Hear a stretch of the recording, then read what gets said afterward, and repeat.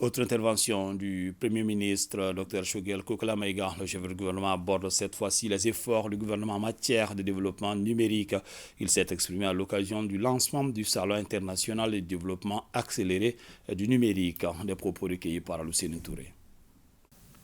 Le salon donne l'occasion à mon gouvernement et aux investisseurs intéressés et à la société civile partenaire de discuter des moyens pratiques de faire progresser notre engagement commun pour la transformation digitale rapide du Mali avec l'ambition ultime d'ériger l'ensemble africain en un marché unique, continental et numérique. Ce qui va permettre la libre circulation des personnes et des biens, des services et des capitaux et une exploitation judicieuse de la technologie pour la modernisation progressive de l'administration et du cadre des affaires. Le gouvernement élabore actuellement la politique d'orientation et de développement. Il appartient au secteur privé de s'approprier les outils, d'assurer la mise en œuvre des services et l'exécution des projets. La participation des milieux d'affaires à ce rendez-vous est un atout de la visibilité du Mali dans l'écosystème africain du numérique. Je voudrais insister, on ne va jamais le dire suffisamment, que je ne doute pas que le secteur privé malien, connu pour son dynamisme,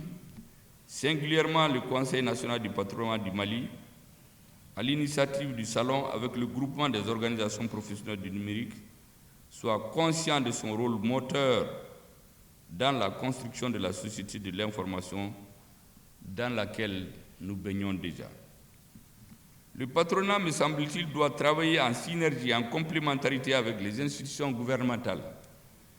qui doivent se tenir disponibles. Je voudrais aussi rappeler, à l'intention toujours de M. le Président du CNPM, lorsque le ministre de l'Enseignement supérieur et de la Recherche scientifique nous en a fait un compte-rendu récent, et surtout au regard du grand nombre de Maliens qui sont souvent en tête dans ce concours, il était devenu clair pour nous dirigeants politiques qu'on ne peut pas rester insensible à ces efforts de la jeunesse qui se bat par elle-même. C'est ainsi qu'à l'issue du compte-rendu du ministre, la décision avait été immédiatement prise en Conseil des ministres, présidé par le président de la transition, de créer au Mali une école de technologie de l'information et de la communication et d'intelligence artificielle, dont la pose de la première pierre a été faite il y a quelques mois par le président de la transition. Actuellement, il est demandé à la direction de cette école qui est déjà nommée la direction technique